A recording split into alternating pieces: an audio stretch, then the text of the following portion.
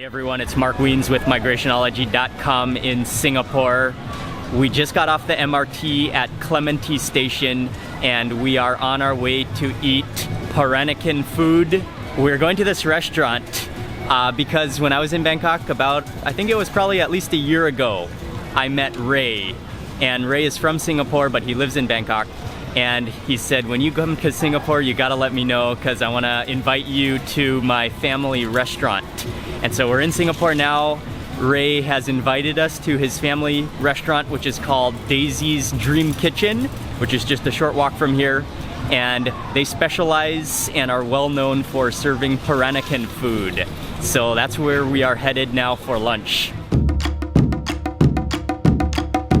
We just arrived to Daisy's Dream Kitchen and we met Daisy, who is the mom and the owner of this restaurant and the main cook. And then we also met with Ray's brother, whose name is Roy, and they are both extremely kind. They have welcomed us into the restaurant. This restaurant has some wonderful history to it. Daisy, she grew up loving to cook, and her family was very supportive of her cooking, and so finally she was able to open a restaurant, and that's why it's Daisy's dream, because her dream was to cook and serve people and to serve them delicious food and to make people happy through food, and the result is Daisy's Dream Kitchen.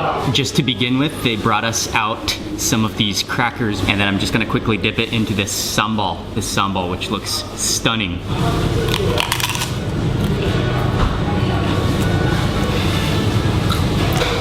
The cracker tastes like a rice cracker, but then that sambal chili sauce, that's where the flavor is.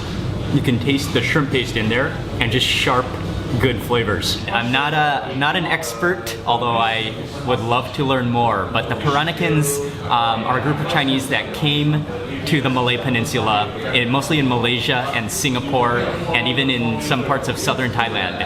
And they really mingled with the Malay culture and community. And so the result of Peranakan is a mixture of both Chinese and Malay. And so the food reflects that. They do use some Chinese cooking techniques and spices, but then also use a lot of local Malay ingredients and seasonings as well. And so you have a really gorgeous mixture of food, and they have brought out just an absolutely incredible spread of some of their signature dishes here that we are about to dig into. This dish is called ngoc hiang, and these are little meatball-shaped things. I think there's a mixture of meat inside, and then maybe it almost looks like perhaps bean curd and then deep fried. I'm gonna just quickly dip this into the chili sauce.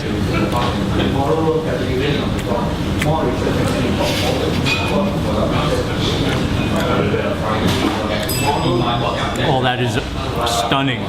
You can really taste the onions in there. And then I believe that is minced pork. And then it's, oh, that's amazing. It's so juicy on the inside, and I think it's minced pork in there. And then you also get a crunch because it's also filled with little strips of water chestnut. I'm gonna have to eat one more before I even proceed onwards. It's so good.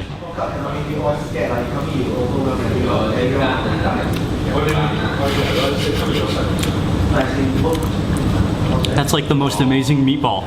Wow. There's so much flavor. And I think because it's deep fried, it just encases all of that flavor within that meatball. Those meatballs are just remarkable. And now this is another meatball in a soup, and I think that's ginger in there.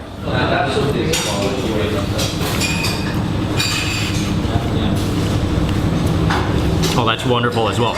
Actually, I think that's not ginger, I think that's bamboo shoot.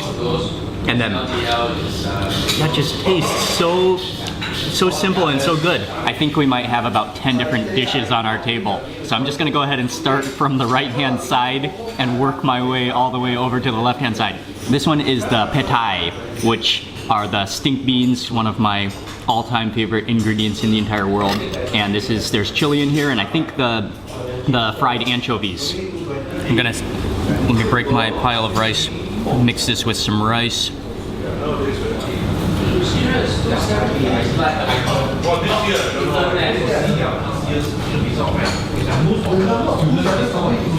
Oh yeah, this is just one of those dishes that is perfect. The stink beans are crunchy, and flavorful. It's a little bit spicy from those chilies. You can taste the saltiness of those little dried fish, and they also give it some crunch. That is my idea of a perfect thing to eat. Next up is the Assam prawns, and I think that's tamarind sauce all over them. I'm gonna set this onto my plate, scoot over that rice, and I will try to break off the head like that. And actually, forget about the fork and spoon. I gotta go in with my fingers. I don't think I have the patience to peel off the entire shell. I'm gonna leave it right there and take a bite.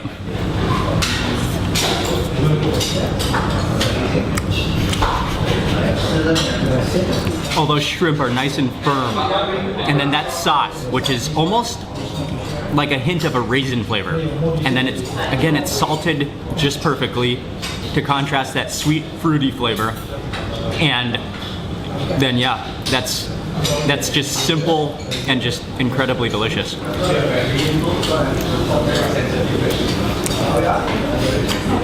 And you can just eat that shell. The shell is really, really soft. This dish is called Buah keluak, and it is a type of nut, which these black things are the nut, I believe. And Roy explained to me that this dish has to be cooked for 11 days. So it takes 11 days to cook this dish, and this is the result. I think there's also some meat. Oh yeah, there's meat in here. Maybe it would be best if I transferred some of this over to my rice. I'll take a big one of the nuts and a piece of meat. And this is, I'm gonna get some more of that sauce, that gravy. And yeah, this is one of their most signature dishes here that they serve. And Roy explained to me that I'm supposed to use this little device to scoop out the inside of that nut, because the nut is still hard and woody on the outside, and so you scoop that out. So I'm gonna attempt to do that. Oh yeah, it comes out very nicely. Oh, look at that. It looks like caviar and chocolate. It looks like chocolate cake. Oh, it almost smells like chocolate, actually.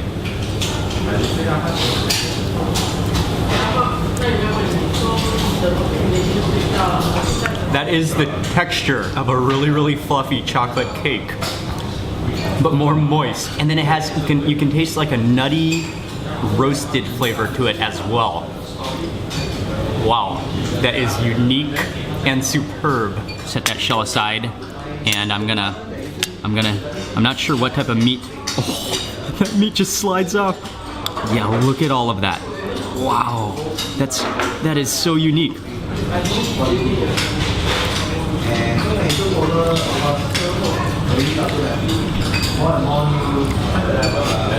It kind of tastes like, yeah, it kind of tastes like bread, but chocolatey bread, well, like cake. And then, oh man, that's remarkable. Let me just take a quick bite of the chye, which is boiled vegetables, mostly cabbage and some mushrooms in here as well.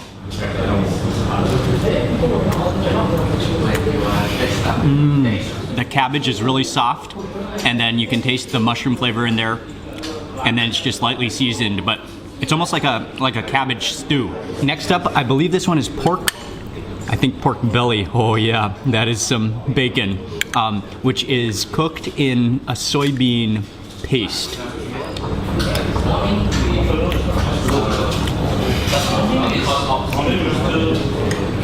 Oh yeah, that is a little bit of a lighter flavor than some of the other dishes. Kind of like it almost tastes like miso. And then really tender chunks of pork belly in there. I think there are some mushrooms, yeah, shiitake mushrooms in there as well. A little bit of a bean flavor to it.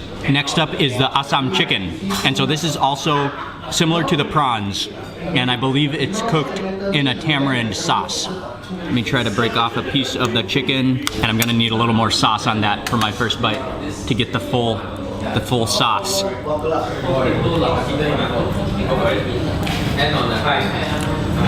That tastes like a curry made from like roasted fruit jam.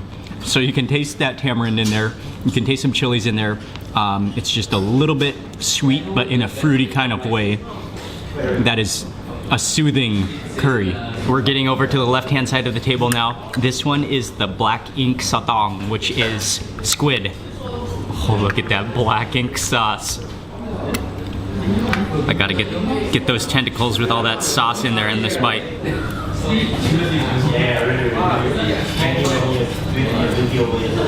The main flavor that you taste in that is a light sourness to go along with that fresh, very soft squid. The final dish we got, this is a fried fish. There is a light sauce at the bottom, which looks like, oh, you can smell that. Oh, it's so good. Grab out that bone, and I'm gonna reach in. I'm gonna add a little more of that sauce that from the pool at the bottom of the dish.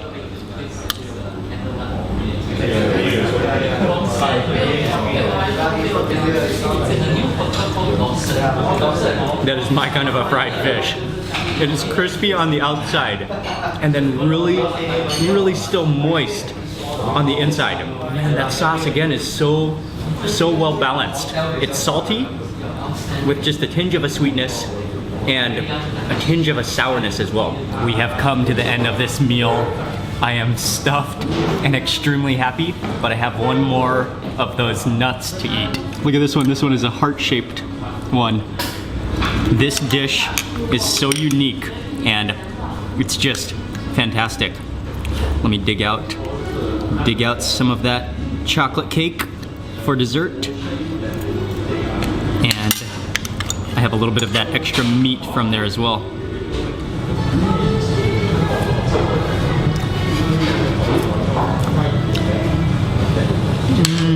Well, that makes a wonderful dessert. We finished with our meal, and then Roy drove us back to the MRT station. That was literally my dream coming true, on a table in the form of Peranakan home-cooked food. What I also really loved about the restaurant is just the passion and the homeliness and the care that is put into all of the cooking of those dishes. I want to say a huge thank you to Ray, and also to Roy, and also to Daisy. That was an exceptional meal that Ying and I love. And if you're looking for outstanding Peranakan food in Singapore, you have to make the trip here. Thank you all very much for watching this video. Please remember to give it a thumbs up and leave a comment below. And I will see you on the next food video.